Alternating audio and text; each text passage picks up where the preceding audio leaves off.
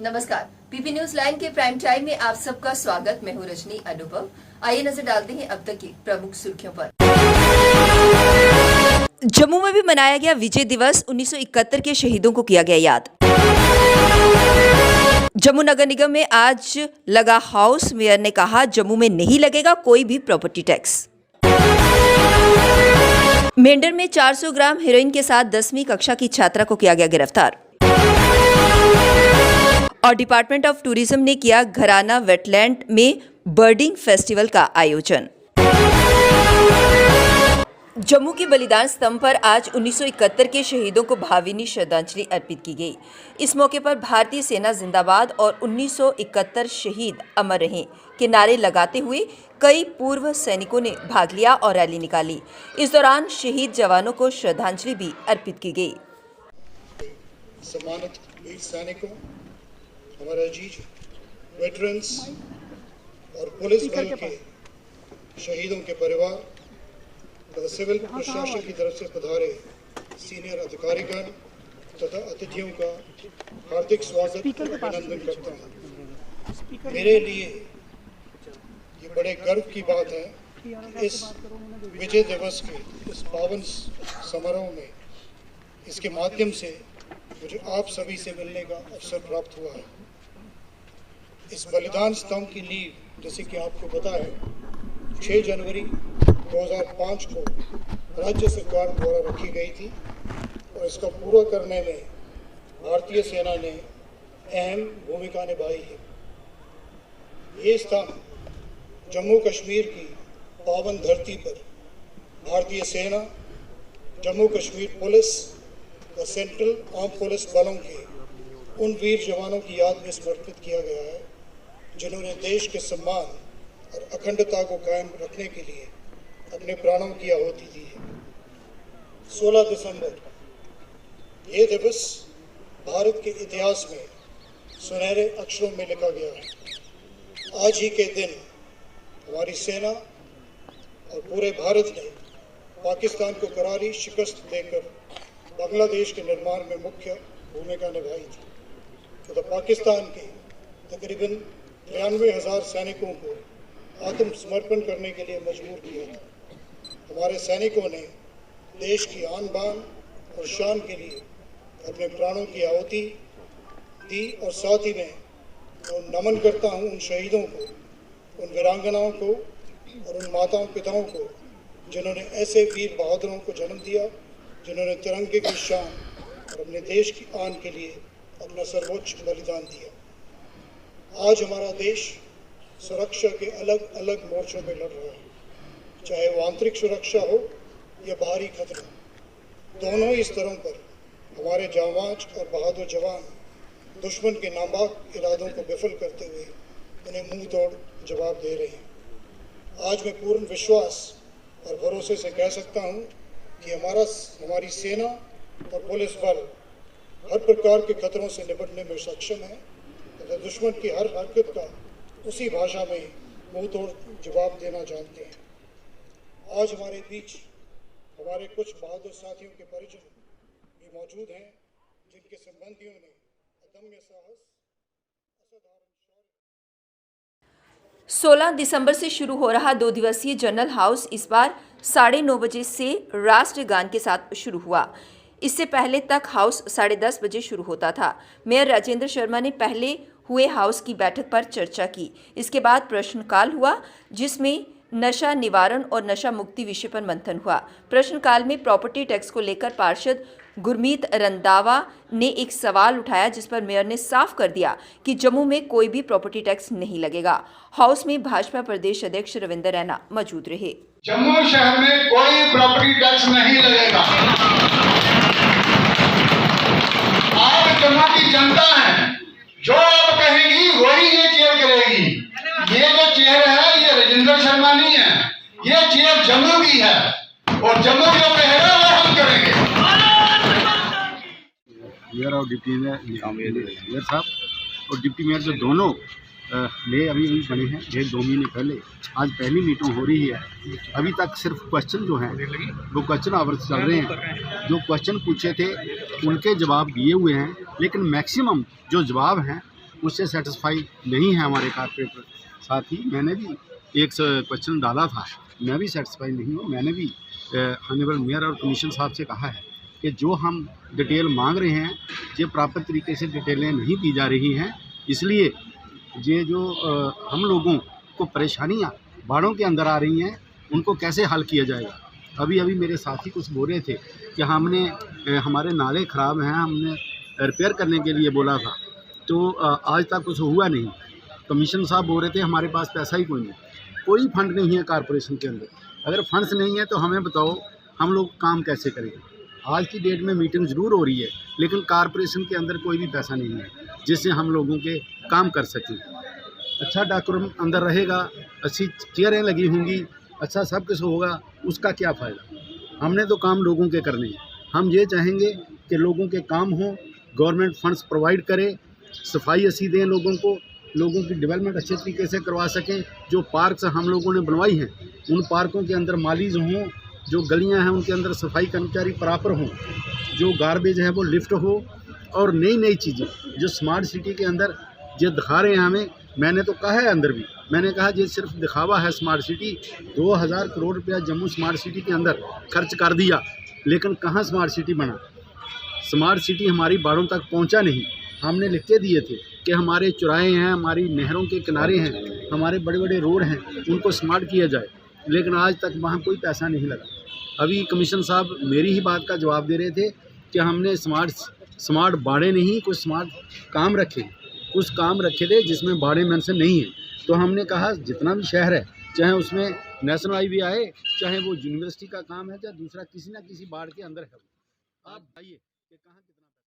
पुंछ जिले के मेंढर में सुरक्षा बलों ने पाकिस्तानी खुफिया एजेंसी आईएसआई के नशा तस्करी रैकेट का भंडाफोड़ करते हुए नियंत्रण रेखा पर तारबंदी के आगे स्थित गांव से 400 ग्राम हीरोइन के साथ 10वीं की छात्रा को गिरफ्तार किया। ये मादक पदार्थ नियंत्रण रेखा के उस पार से छात्रा को तस्करी के लिए दिया गया था।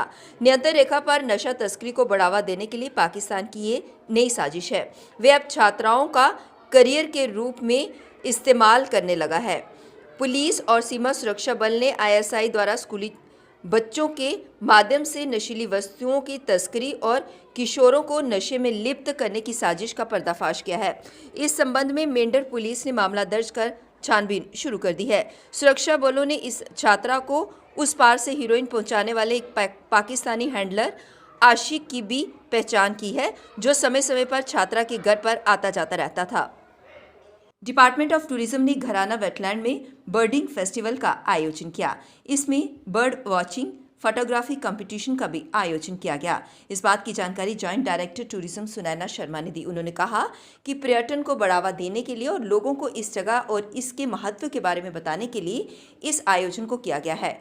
उन्होंने लोगों को बढ़ चढ़कर इसमें भाग लेने और कुदरती नज़ारों का आनंद लेने की अपील की। इस मौके पर छात्रों के एक समूह को भी हरी झंडी दिखाकर घराना की ओर रवाना किया गया।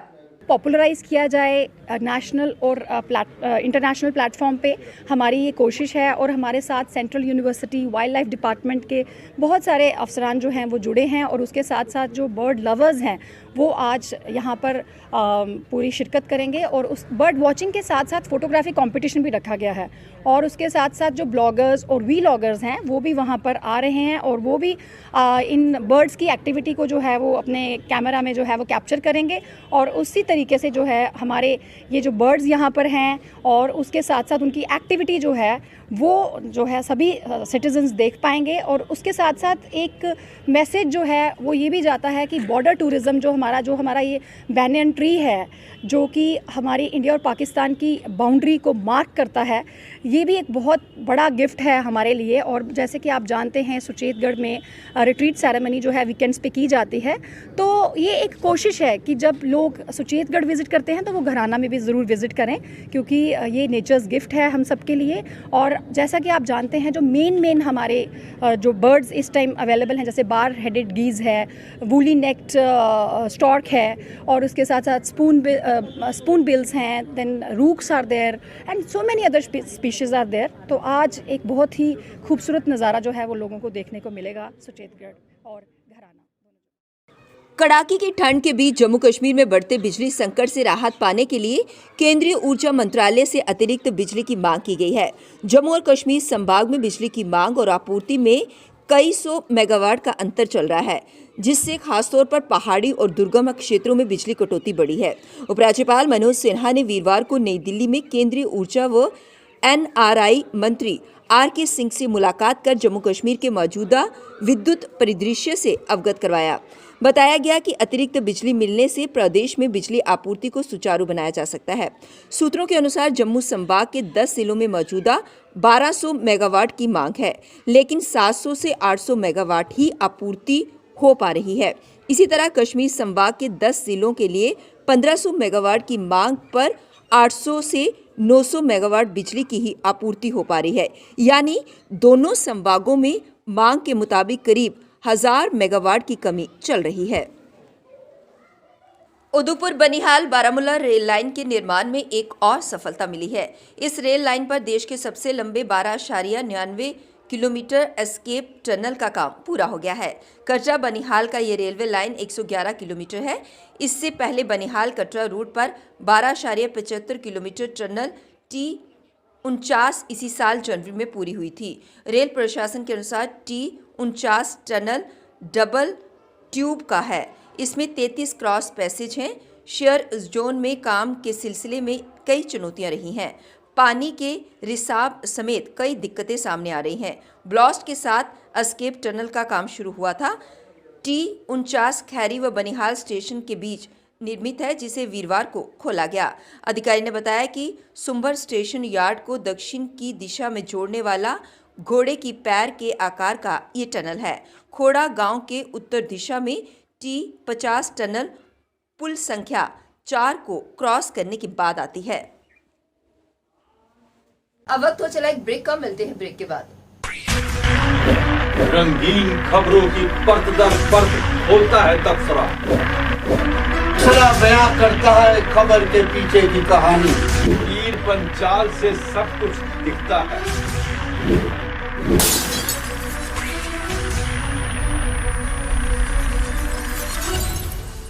ब्रेक के बाद बढ़ते हैं अगली बड़ी खबर की ओर। भवन पर श्रद्धालुओं का दबाव बढ़ने पर यात्रा मार्गों पर कई जगह श्रद्धालुओं को रोकने के स्थान भी चिन्हित कर लिए गए हैं।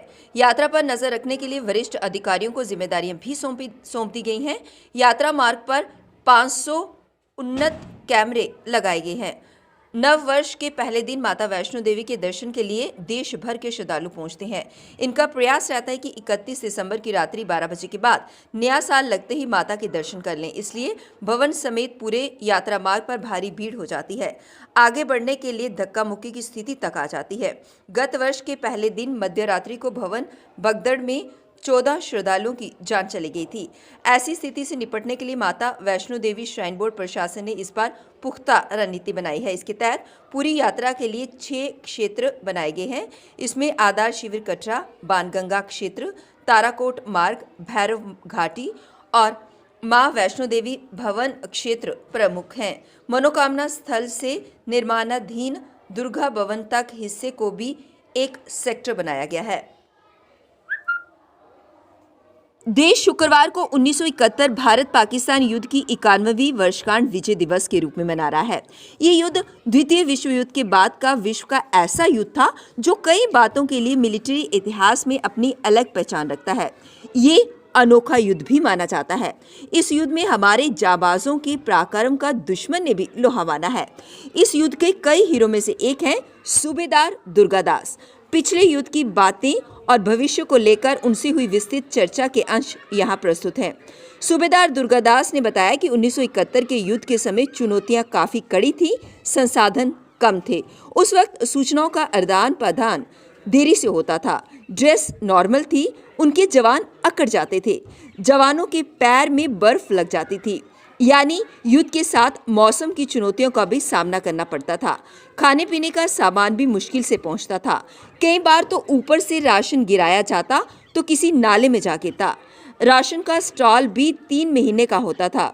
हमने वह जंग अपने हौसलों से जीती है।